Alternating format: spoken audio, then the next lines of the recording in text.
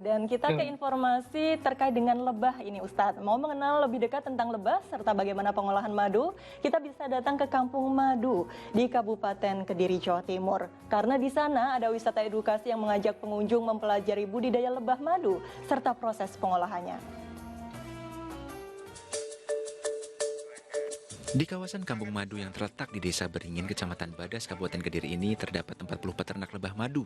Tak hanya beternak lebah serta memproduksi madu, peternak lebah madu juga membuka wisata edukasi bagi wisatawan yang ingin tahu tentang budidaya lebah penghasil madu. Pengunjung diajak ke alam terbuka menyaksikan deretan kotak sarang koloni lebah. Mereka dikenalkan jenis-jenis lebah madu, dari lebah ratu, lebah pekerja, dan lebah jantan, serta bagaimana proses lebah menyerap nektar pada bunga. Pengunjung juga diedukasi tentang proses pengolahan dan produk-produk yang dihasilkan lebah. Ya, bermanfaat karena di sini saya bisa mendapatkan ilmu dan wawasan tentang jenis lebah, jenis madu, manfaat dari madu, dan proses metamorfosis dari lebah itu sendiri. Sementara para peternak ingin meluruskan disinformasi jika lebah merusak lingkungan. Kita ini sering menghadapi kurangnya pengetahuan masyarakat ketika lebah ini hinggap di tanaman, itu ada anggapan merusak. Padahal hewan ini membantu, tetapi masyarakat menerimanya sebagai hama. Pemahaman tentang manfaat lebah ini sangat penting untuk disebarluaskan ke masyarakat. Mengemban misi tersebut, para peternak madu menggratiskan wisata edukasi ini kepada masyarakat yang ingin belajar budidaya lebah madu. Danusu Kendro melaporkan dari Kediri, Jawa Timur. Nah Ustadz, lebah ini kan dijadikan nama salah satu surat dalam Al-Quran. Sebenarnya apa saja manfaat hewan ini dalam kacamata Islam, Ustadz Erik? Wah, ini di surah An-Nahl ya, ini memang madu itu Masya Allah ya, sangat bermanfaat. Kalau kita baca saja ya, artinya di surah An-Nahl 68-69. Dan Tuhanmu mewahyukan kepada lebah, buatlah sarang-sarang di bukit-bukit, di pohon-pohon kayu, dan di tempat-tempat yang dibuat manusia. Kemudian makanlah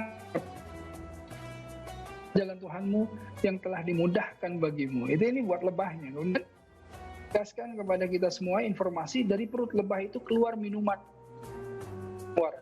Di dalamnya terdapat obat yang menyembuhkan bagi manusia. Sesungguhnya pada yang demikian itu benar-benar terdapat tanda kebesaran Tuhanmu bagi orang-orang yang memikirkan.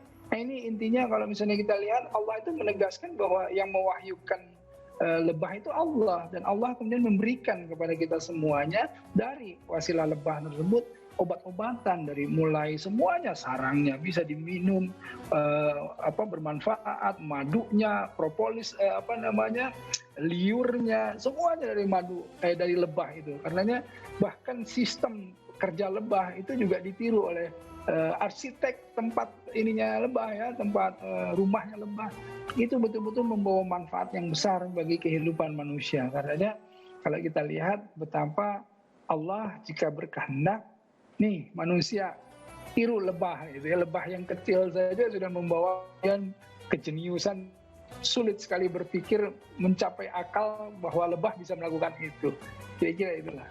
Ya, Masya Allah, lebah yang kecil saja bisa memberikan manfaat untuk banyak makhluk hidup yang lain, dan semoga ini juga menginspirasi kita. Dan ternyata Allah Subhanahu wa Ta'ala sudah memberikan obat yang ada di dunia ini untuk manusia yang mungkin mengalami sakit, seperti dengan adanya lebah dan juga madu tadi ya Ustadz. Dan informasi tadi sekaligus menutup perjumpaan kita dalam Muslim Update hari ini. Terima kasih banyak kepada Ustadz Erik Yusuf yang sudah memberikan tausiahnya yang luar biasa kepada kami dan para penonton Acuah TV.